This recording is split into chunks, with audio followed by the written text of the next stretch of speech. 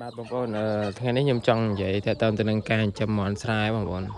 ការចិញ្ចឹមមាន់របស់យើងមិនថាបងប្អូនចិញ្ចឹមលក្ខណៈគ្រួសារតិចតួចឬក៏អឺកសិដ្ឋានអីធំទេបងប្អូនបាទអាហ្នឹង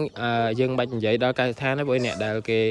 ឈានដល់ការចិញ្ចឹមមាន់បែបលក្ខណៈកសិដ្ឋានអាហ្នឹងគេមានបទពិសោធន៍គេច្បាស់ហើយបាទអញ្ចឹងយើងនិយាយទៅតាក់ទងទៅនឹងការចិញ្ចឹមបែបលក្ខណៈគ្រួសារដូចខ្ញុំចេះតិចតួចអញ្ចឹងបងប្អូនបាទបើសិនជាបងប្អូនរៀនចិញ្ចឹមគឺខ្ញុំចង់ណែនាំបងប្អូនទៅដល់ការធ្វើអាសាំងបងប្អូនការធ្វើអាសាំងគឺជារឿងចាំបាច់ណាស់បងប្អូននៅពេល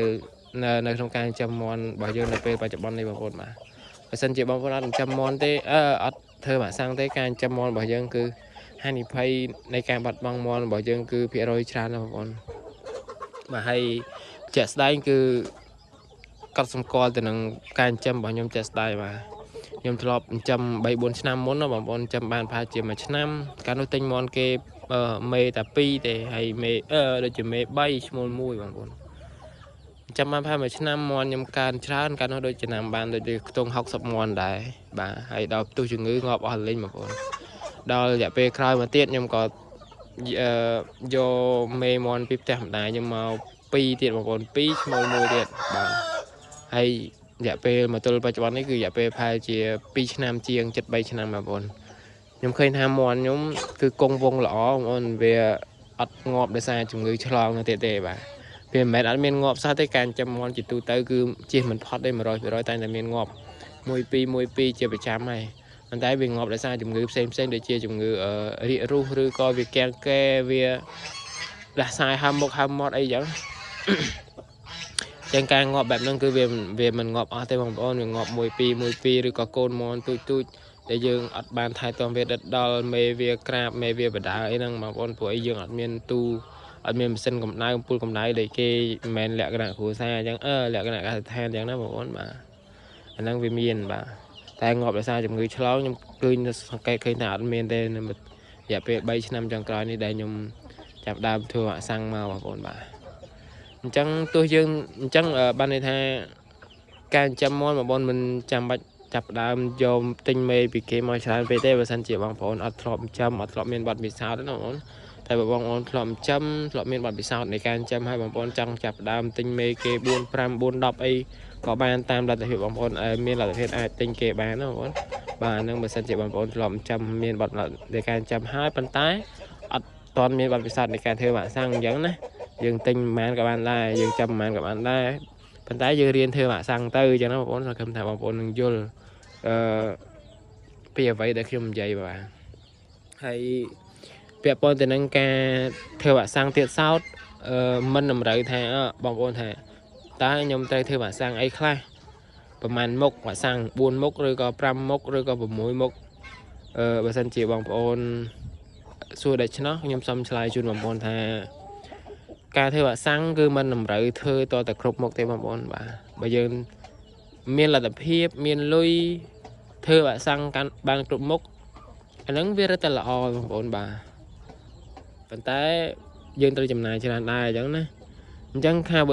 ការធ្វើវ៉ាក់សាំងបងប្អូនអាចធ្វើបែបនេះដូចខ្ញុំលក្ខណៈដូចខ្ញុំអញ្ចឹងបងប្អូនត្រូវកត់សម្គាល់ថាតើតំបន់យើងនេះនៅភូមិឃុំយើងតំបន់យើងដែលកំពុងតែរស់នៅហ្នឹងតើធ្លាប់ឧស្សាហ៍មានផ្ទុះជំងឺអ្វីជំងឺអសន្នរោគឬក៏ញូកាសឬក៏អីចឹងណាបងប្អូនឬក៏ជំងឺអុតឬក៏ផ្លាសាយបាក់សីអីចឹងបងប្អូនត្រូវសង្កេតមើលថាធ្លាប់មានបញ្ហាទាក់ទងនឹងជំងឺមួយណាបងប្អូនធ្វើវ៉ាក់សាំងប្រភេទនោះទៅ2-3មុខឬក៏3-4មុខនោះទៅបាទអញ្ចឹងបកមកទីតាំងខ្ញុំវិញដោយសារខ្ញុំកត់សម្គាល់បានថាតំបន់ភូមិខ្ញុំនេះគឺធ្លាប់ឧស្សាហ៍មានផ្ទុះជំងឺអសន្នរោគហើយនឹងញូកាសបងប្អូនហើយនឹងជំងឺអុតធ្លាប់ដែរប៉ុន្តែវាជាជូរឆ្នាំហើយនឹង4-10ឆ្នាំមុនធ្លាប់មានផ្ទុះជំងឺផ្ដាសាយបាក់សីដែរតែមួយរយៈខាងក្រោយនេះយើងសង្កេតឃើញថាមានតែ2មុខទេមានតែញូកាសហើយនឹងអសន្នរោគទេដែលផ្ទុះជំងឺនឹងហើយបាត់បង់ទៅម្នាក់ប្រមូលទៅពីដើមភូមិចុងភូមិបាទផ្ទុះតគ្នាអញ្ចឹងដល់អញ្ចឹងទៅខ្ញុំការធ្វើវ៉ាក់សាំងរបស់ខ្ញុំនេះគឺខ្ញុំធ្វើតែ2មុខទេបងប្អូនខ្ញុំធ្វើតែញូកាសហើយនឹងអសន្នរោគទេបាទខ្ញុំធ្វើតែ2មុខហ្នឹងទេ ហើយដល់ខែដល់អីយើងរំលឹកវាទៅរយៈពេល2ខែកន្លះទៅ3ខែអញ្ចឹងយើងរំលឹកវាម្ដងវិញទៅសម្រាប់មេបាពូជហ្នឹងបងដើម្បីដែលយើងទុកថាមេនេះបានេះយើងអត់លក់ទៅណាទេយើងទុកធ្វើមេបាពូជយកកូនយកកូនយកចៅបន្តអាហ្នឹងយើងធ្វើបាក់សាំងម្ដងហើយអញ្ចឹងទៅដល់ថ្ងៃដល់ខែវា2ខែកន្លះទៅ3ខែឬក៏3ខែជាងអីចឹងយើងអាចរំលឹកបាក់សាំងហ្នឹងឡើងវិញទៅបងប្អូនតែបើមន់យើងចាំគ្រាន់តែពីតូចដល់ធំហើយយើងលក់ហើយអាហ្នឹងយកទុកធ្វើមេបាពូជអីទេអាហ្នឹងយើងអត់បាច់ចាំរំលឹកបាក់សាំងអីក៏បានដែរបងប្អូនបាទអញ្ចឹងសារពីខ្ញុំទៅថ្ងៃនេះមានជូនបងប្អូនយើងតែប៉ុណ្្នឹងទេអញ្ចឹងសរុបឡើងវិញថាការធ្វើបាក់សាំងគឺជារឿងចាំបាច់ណាស់បងប្អូនសម្រាប់ការចាំមន់របស់បងប្អូននៅពេលបច្ចុប្បន្ននេះមិនថាបងប្អូនចាំលក្ខណៈគ្រួសារតូចតាចដូចខ្ញុំចេះឬក៏លក្ខណៈគ្រួសារដែរប៉ុន្តែធំដុំជាងនេះឬក៏យ៉ាងណាទេគឺខ្ញុំចង់និយាយតែសរុបថាការធ្វើបាក់សាំងគឺជារឿងចាំបាច់ដែលមិនអាចខ្វះបានទេនៅពេលបច្ចុប្បន្ននេះបងប្អូនបាទអរគុណបងប្អូន